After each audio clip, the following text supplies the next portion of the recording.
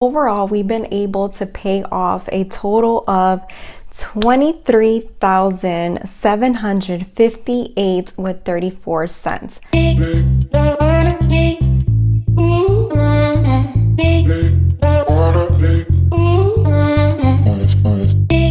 and welcome to my channel. If you're new here, my name is Luz Marie and I'm currently on a debt-free journey to pay off 6 figures of debt.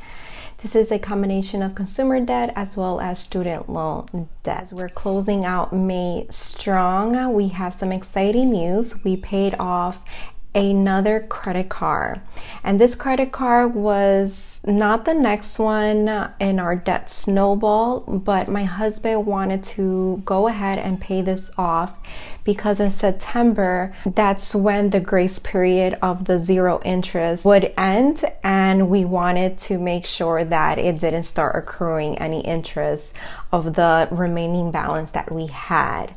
And also, I hear in the news that our student loans, it looks like we might not have an extended forgiveness. So we wanted to make sure that we had a comfortable balance with the rest of our debt and that we were able to make at least the minimum for our student loans. Overall, we've been able to pay off a total of $23,758 with 34 cents.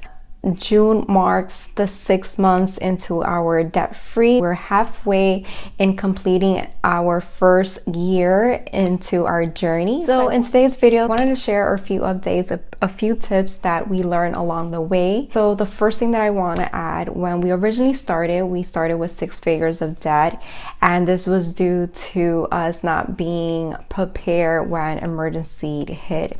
We were making decent money, but we were just living paycheck to paycheck because we were just spending and not really saving anything if something were to happen. We're hit with 3 job losses, medical emergency, family emergencies, as well as an unplanned cross-country move. So it was just things that we were not prepared, and we just dug into credit because we just didn't have any cash for it. At the beginning of our journey, we were able to pay off $5,000. It was great, but came February and we were hit with another medical expense. So we pretty much cut down our money that we were contributing into debt, and we decided to, I think whether February or March, we were hit with another medical expense. We cut down how much we were going to put into debt, and we saved the other half to fund our emergency fund. Originally, we started with a $1,000 emergency fund, but we live in the city and just $1,000 just didn't feel right to us. We didn't feel prepared if one of us lost our job or we had a medical emergency. It's just $1,000 wouldn't even cover. And especially during that month, I had a medical expense and the $1,000 was not even half of it. We do have insurance, but we had to come out of pocket. We decided to fund our emergency fund, which is now fully funded. We have 3 months worth of living expenses now in our savings for that. And now we feel much more prepared, and we feel if something were to happen, not that we're putting it out there, but if we get an emergency or that we lose one of our job and it takes us 3 months maybe to get another job, we feel much more prepared. Our method of payment was the debt snowball, and the reason for that, we just felt that we were at the beginning of our journey, we felt defeated, we felt overwhelmed, and we felt like there was no way we were going to get out of it. We were hit just back to back with just life things that happen, so we definitely felt we were definitely in like that negative mindset, and we needed to feel like we were getting wins, quick wins, and feel that positive reinforcement and get into that right mindset. So we decided to go with the debt snowball, which is that you pay from your smallest and you go up to your largest debt payment. And another reason that we felt much more comfortable with this form of payment, also did transfer our credit card balance into zero balance transfer card so that we're able to take advantage of that zero interest and make it much more manageable for us. And that was another reason why we felt more comfortable using the debt snowball. Created a budget, a simple budget. We started really strict with our budget, but when some months when we found that we were just barely there, or that we were coming under or over budget, we felt sometimes a bit unmotivated when that happened. We definitely now do not keep a strict budget, but we still do keep a simple budget. Having a budget is extremely important throughout your debt-free journey because it helps you track your progress. It helps you track where your money's going. In our budget, we did include our minimum payment, kept it just goal orientated of just paying off debt. At the beginning, we didn't have the intention of starting a budget with other sinking funds. We were just really laser focused on paying off debt. Now that we feel that we paid not the majority of our debt, but we paid a good portion of it, we feel much comfortable in starting sinking funds. And I actually did start a sinking fund. I want to start one for our medical expense. I want to start a sinking fund to get Invisalign. That's something that I've been holding out, so I'm planning on putting money into that bucket. I don't really have an end date for that. I just want to start a fund for that, so when the time comes that I do want to go forward with it, I have some money saved up for that. And I have a few other sinking funds. I am just slowly putting into money for it because our main focus is to be debt free.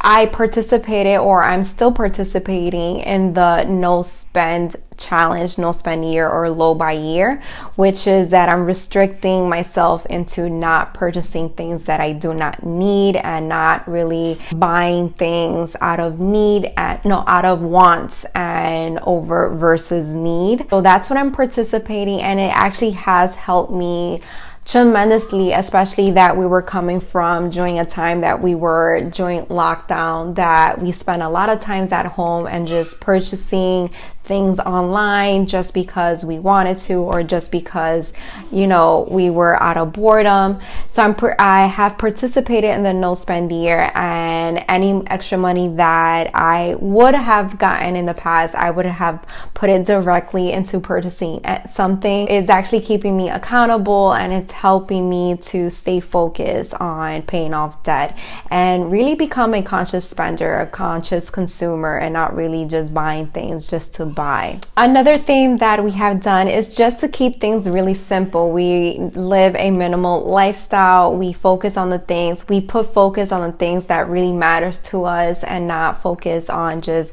buying things and not focusing on just having things just to have. So keeping a minimal lifestyle and being intentional with our time and money and our energy has helped us tremendously as well in our debt-free journey, because we know what we want and we're not being sidetracked. Within our budget, we cut down expenses that we felt that we didn't need. So a lot of like cable or like gym membership, cutting out how much we were spending of eating out. So in order for us to save more money in our budget and put more towards debt. However, there is a limit to how much you're able to cut out of your expenses to put into saving. You're very limited to that. So another route that we did, we increased our income, took more projects at work in order for us to have more money coming in with that overtime. Just pick up extra projects at work that you know that you're able to use that during your annual review. For me, I have picked up extra projects at work that I'm also able to increase my skills, better my skills, and use that as as leverage when it comes to asking for a raise. And if it doesn't work out for a raise, at least I have that experience and that skills that I'm able to transfer that into a new job. Extremely valuable, especially when you're looking for a job, is that you're able to do a lot of things. Don't stay too stagnant at your current job. Try to always keep on and improving the skills that you have and experiences so that you're able to leverage that when you're asking for a raise. So we're working on that. I know that that's not instant right now, but we're planning on that for when it comes for that time. Another thing that at the beginning I did do some decluttering, so I sold a lot of our unused items. Now unfortunately I think that we're pretty minimal, that I don't really have too much to sell now. But it was good at the beginning because they gave us that kickstart that we needed at the beginning. We had that extra money, but now I think I'm fine with the decluttering and the reselling. I definitely encourage you to go into your closet and see what you're able to sell. You can sell online or even go to your local thrift stores and sell through there. So overall, we've been able to pay off over $23,000 towards credit card debt. So my feelings so far of this debt, we are on track. We're halfway through the year and we have made some really good progress. Of course, I would love to say to be more aggressive, but we still have to find that balance of not really, being so obsessed over this debt that we have over us. We still have to find the balance of still living our life and still be able to, to pay this off. You're beginning to feel unmotivated. Definitely go back to your why. Why is it that you're starting this debt-free journey?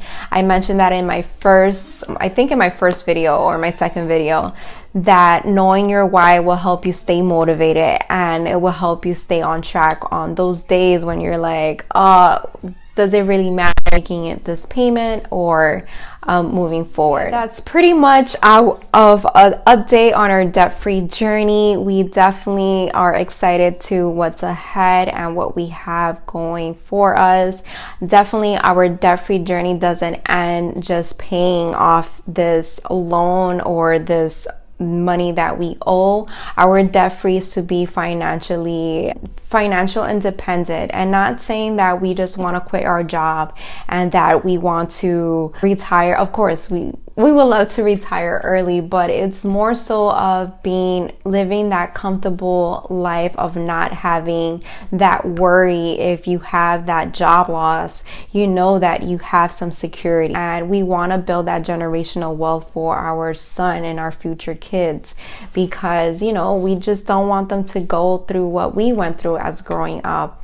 So we just want to be, now that we have the knowledge, we want to be able to better prepare for our future. I hope you enjoyed this video and you found it interesting. If you want to continue and following our debt-free journey, don't forget to hit that subscribe button, like the video, and comment down below. Thank you so much. I'll be seeing you next time. Bye.